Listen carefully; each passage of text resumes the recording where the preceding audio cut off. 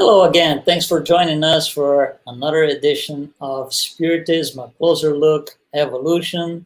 This is being transmitted through Kardec Radio, so thank you very much for joining us and participating with us. We're going to start tonight's program, as always, talking about last week's Spirit Trivia. So let's just get to it. Spirit Trivia, as you know by now, is our weekly question or quiz, if you will. And we really encourage you to participate and cast your answers. We don't collect any information from you. It's just a way of, creating an atmosphere of learning and participating with us. So let's just go for last programs. This is our program number 11. The Spirit Trivia that you see here is from our last program, number 10. So that was the question. Which of the following attributes is acquired when the intelligent principle enters the human kingdom? It's a very interesting question. So we discussed this at length, I would say, last time. So just recapping before we can get to the answer. If we follow through the kingdoms, mineral kingdom has a basic important attribute, which is attraction, the ability to create attraction between molecules and atoms and subatomic particles and everything. So mineral kingdom, attraction. Vegetable plants kingdom, sensation, the ability that those living organisms have to sense sunlight and day, night, and stuff like that. That is acquired at the plants kingdom. Next one, animal kingdom. Animal kingdom. So what is the main factor acquired by the intelligent principle? Instinct. Instinct. Animals, as we know it, actually as we see a lot of that on wild, programs that show all the savannah and everything else, and we see a lot of instinct. We have our dogs and cats. We see the same thing. It's a kind of an easy thing to perceive, I would say. So instinct comes at the animal kingdom. So what was the thing about humans, human kingdom? What do we gain? What is the biggest attribute acquired by the intelligent principle when we get to that point? Reason. Reason is the main one. In general, we say reason, free will, and thought.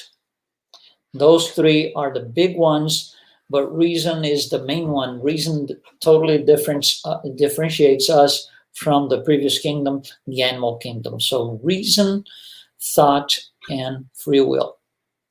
So if we look at the question here, what attribute is acquired when the intelligent principle enters the human kingdom? So first option, instinct and free will, no, because instinct comes from the animal kingdom. Thought and attraction, no, because attraction is at the mineral kingdom. Reason and free will, that would be the one, right? Free will and sensation, no, because sensation comes with the plants kingdom. So actually the correct answer, and all of the above is not, because not all of them are right. So actually the answer is reason and free will. Those things are acquired by the intelligent principle when it enters the human kingdom.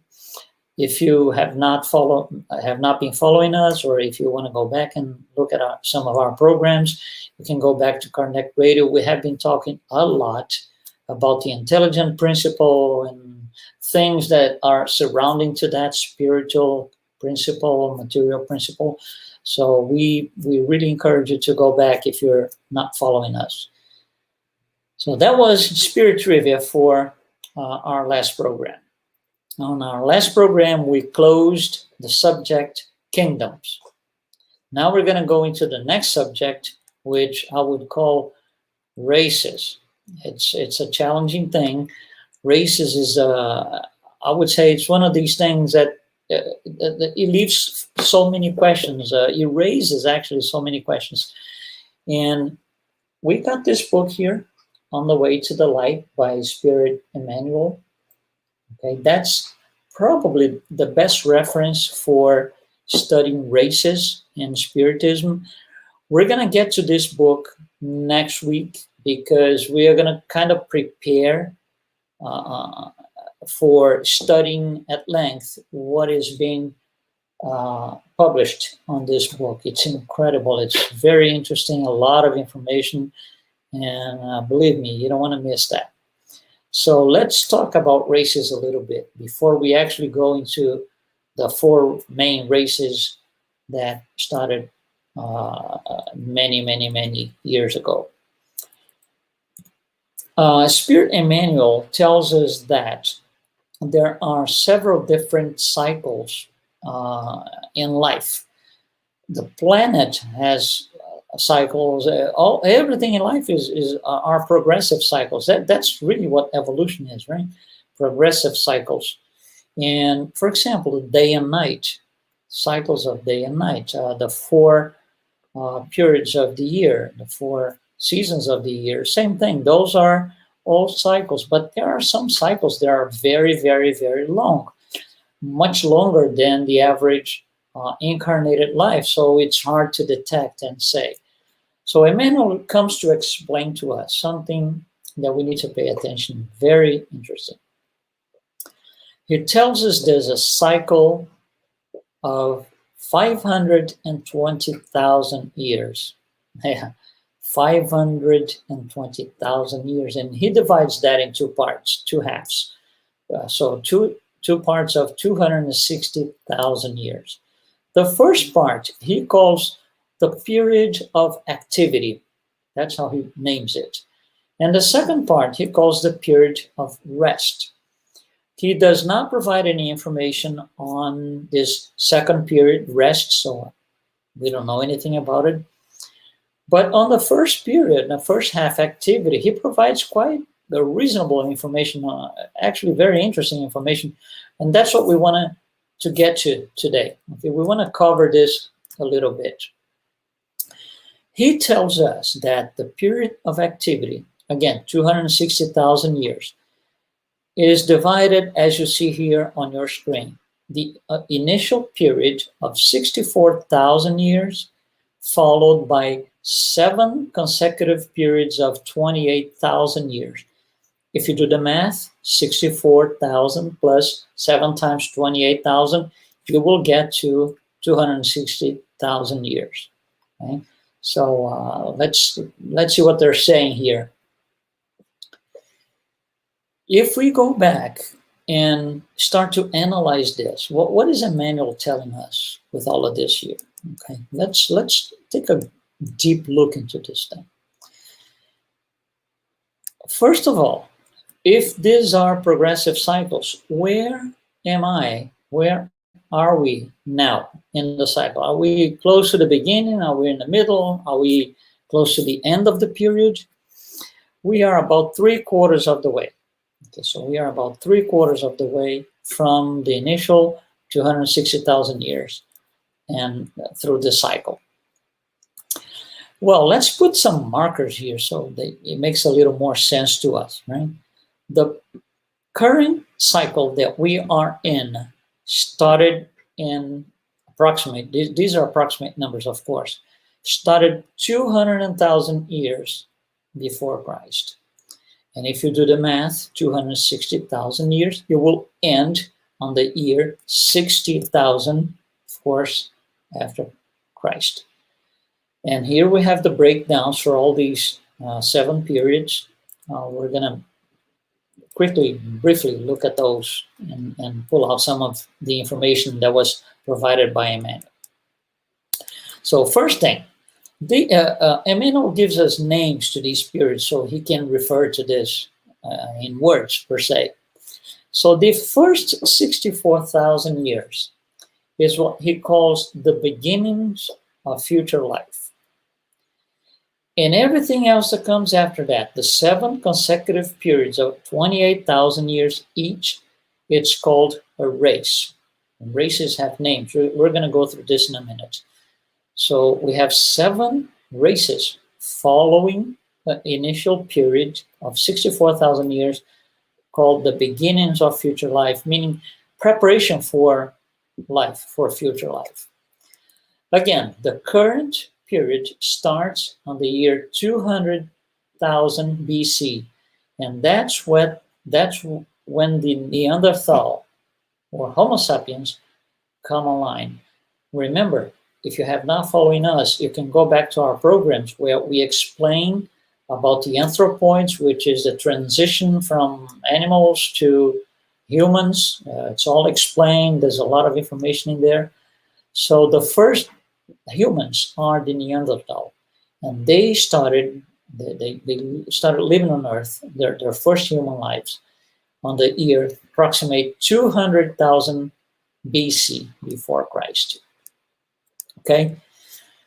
All right, so let's go through this one by one, period by period. Again, 64,000 years, initial beginnings of future life. Then the first race, 28,000 years, Emmanuel does not have a name for that. Next period, 28,000 years, another race, unnamed. He will not refer to a name for that race. Now comes the third race, and he gives us a name. Third race, the Lemurians. And actually not much more than just telling us a name, because the name wouldn't really mean anything. But he will provide some characteristics of that race, of that period of time. So those incarnated humans, right, had to go through a process in the spirit world. Okay, remember the 64,000 initial years. This is all being worked out up there in the spiritual world. So the Lemurian race displays a stabilization of body, form, and soul.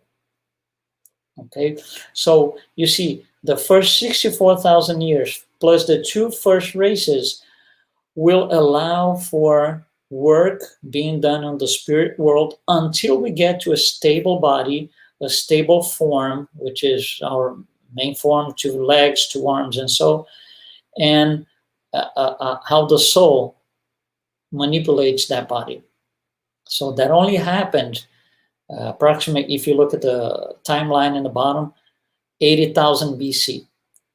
Okay, then Lemurian race. Then the next race, another 28,000 years, called Atlantis. And what was the main thing about the Atlantis race? You see, stabilization of body, form, and soul, that was a thing of the past. That already happened, okay, thousands of years before. With the Atlantis race, what comes in place is the inferior materiality. So these are people, not worried about spirituality, nothing like this. They're living a material life in its very beginnings. That's why Emmanuel uses the word inferior, okay, inferior materiality. Then the next rate comes up, and that is where we are. Okay, we are between 24,000 BC and 4,000 after Christ. This race is called the Aryans, and the Aryans, they show up total predominance of the intellect. So intellectual predominance is the key here for the Aryans, something that was not really emphasized before. It started with the Aryans, and still with us. I don't think anybody, doubts that the intellectual development that we have had, especially in the last 200 years, is incredible. Okay. All right. So after this race that we are part of, that will end at about the year 4,000, we're going to have 2 more races. A new race from 28,000 years, from 4,000 to approximately 32,000, and then the last race before this half period of activity closes. Okay, so we have some references here. We need to uh,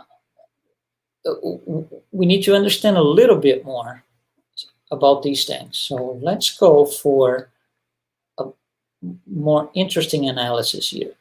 Think about ourselves. So we are in the year, say, we are in this 28,000 years here for the Aryans, right? If you look back to Neanderthal, our body today is not the same as theirs. It's completely different. They are still, their arms are still on an inside position, a lot of hair. They're very short people. Their brain is 4 times smaller than ours. The teeth are completely different than ours. The type of nose and ear and type of nose and eyes and ears, it's different. It's just different. They are kind of far away from what we are today.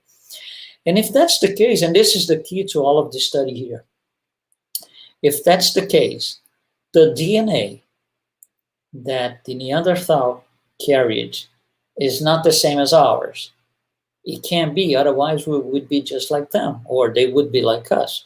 So at one point between when they started 200,000 years ago and today, there was at least one, maybe more, but at least one DNA transition, because we're not the same.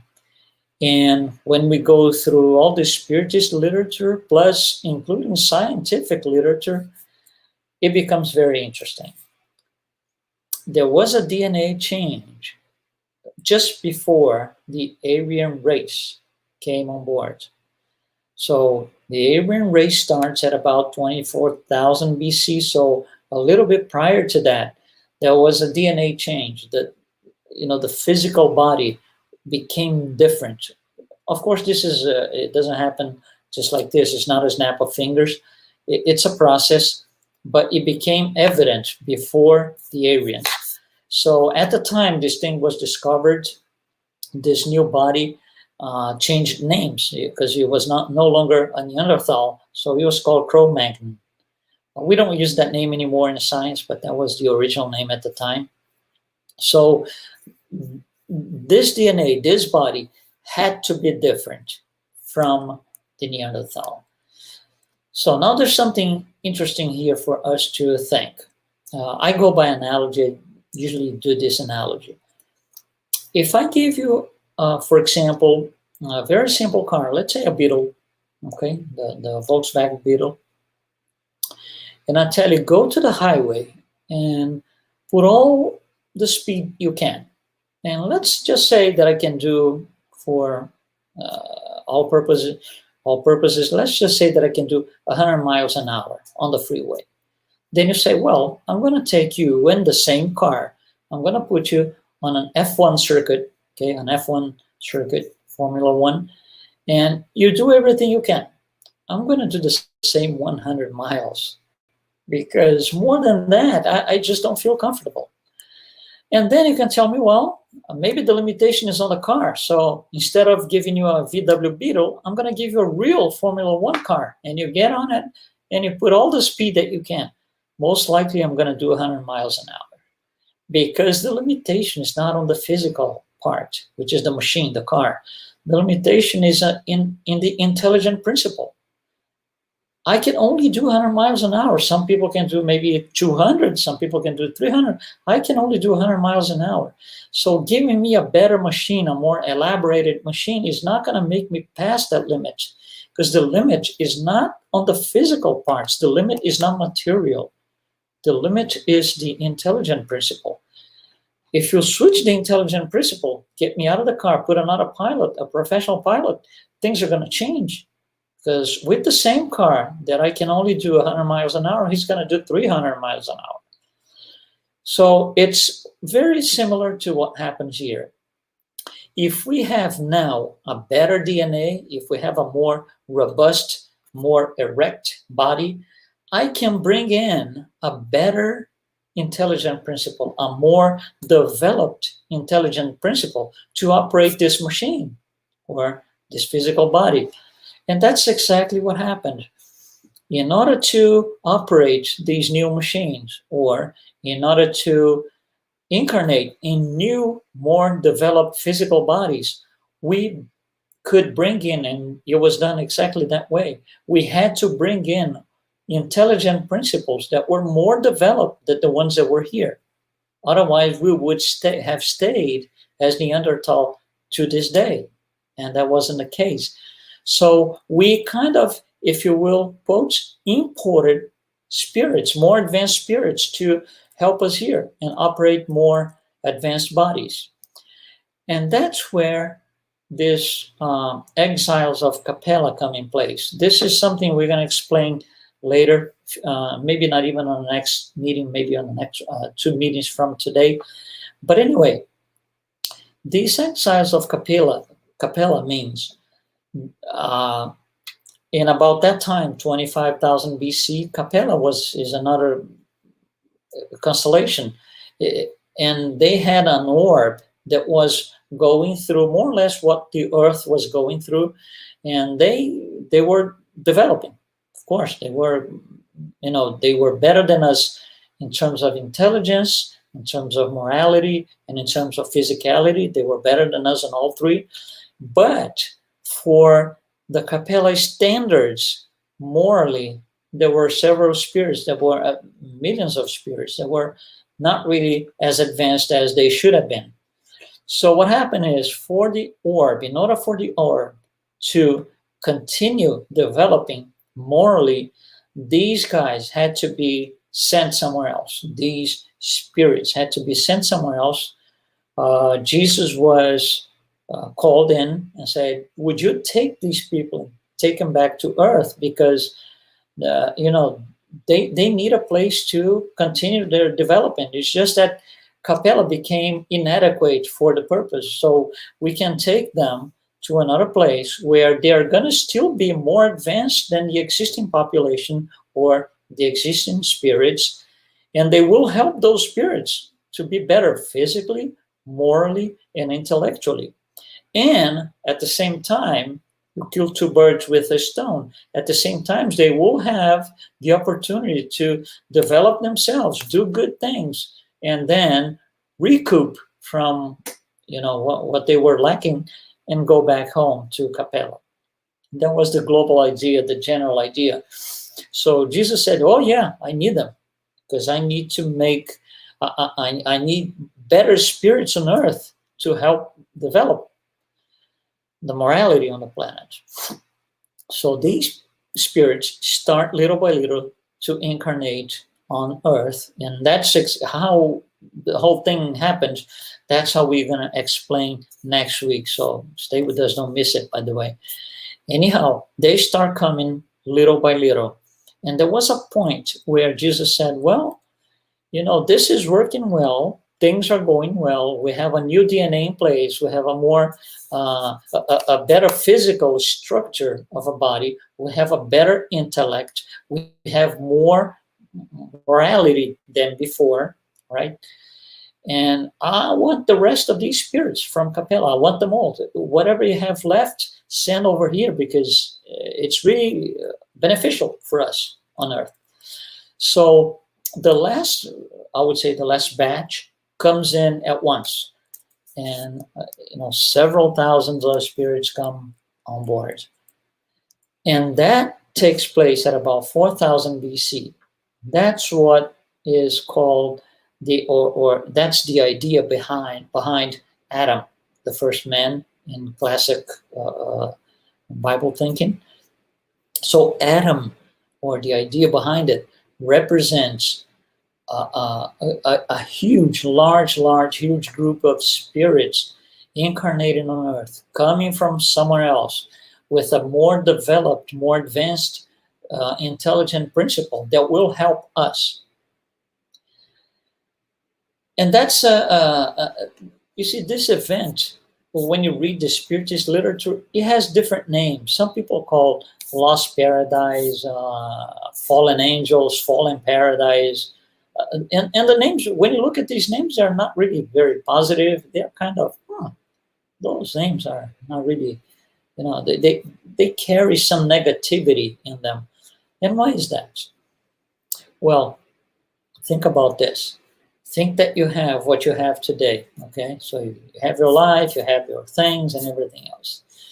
And then let's say your boss, he calls you and says, listen, we're going to open up a new place and you're going to be in charge of that place.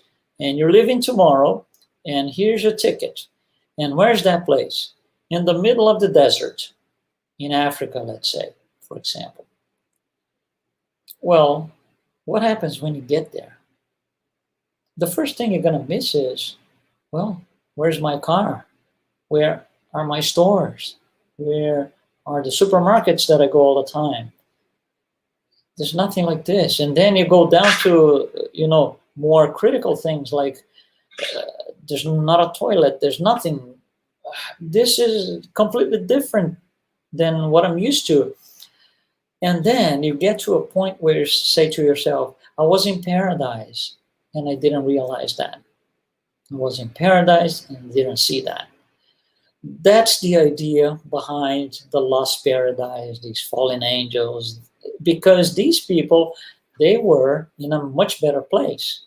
They could have been in a much better position, but because of their lack of moral compared to the standards of Capella, please be sure you understand this, right? Because of their toughness in terms of morality, they had to be sent somewhere else. And now they're missing their home. So they are kind of, I was in paradise and I didn't know. But anyway, going back here to our general line of thought. Adam, the idea behind Adam is it represents a large group of spirits mostly coming from another place called Capella, and with the purpose of helping us on earth to be better physically, intellectually, and morally. And that's what they did, and it worked. It worked. If you look back, just try to imagine 20,000 years ago. We can barely imagine 4,000 years ago with Abraham and Moses and all the fathers with Abraham. We barely imagine the conditions they lived in. So can you imagine 20,000 years? And can you imagine you today? So yes, there was a difference. So we did need this more advanced, intelligent principle here to help us grow. And it worked. That's the interesting part. Okay, so for next week, what we wanted to do is what happens when these exiles of Capella start incarnating on Earth? How did it happen? Where do they go? What do they do? How do they behave? Okay, how do they populate the planet per se? Okay, so that's what we're gonna try to accomplish next week. I urge you to be here with us to, don't miss it. Don't miss it. Okay, we have some notes here from Cida. So she's asking for our prayers for his father in Brazil. Actually, not father, I'm sorry, her husband. So Cida, yes, we'll do a little prayer later tonight for your husband. Thanks for the name and the place he is. We'll consider this and we'll do a prayer later for you, okay? All right, so as always, don't forget, Spirit Trivia. Go to evolution.spirittrivia.com and you're going to see there's a question or a trivia for tonight, right, for what we discussed tonight. And it's already active. I just did as I'm speaking with you right now. I just activated the trivia. So go there, participate, cast your vote. Once again, I really make sure that you understand. This is completely 100% anonymous. We do not collect names, email addresses, anything from you, IP addresses, computer references, nothing. It's just a a way of us all participating and learning so we can discuss the question and the possible answers on our next program next week. Thanks for watching us. This was Spiritism, a Closer Look, Evolution, program number 11. I'll see you next time. Good night.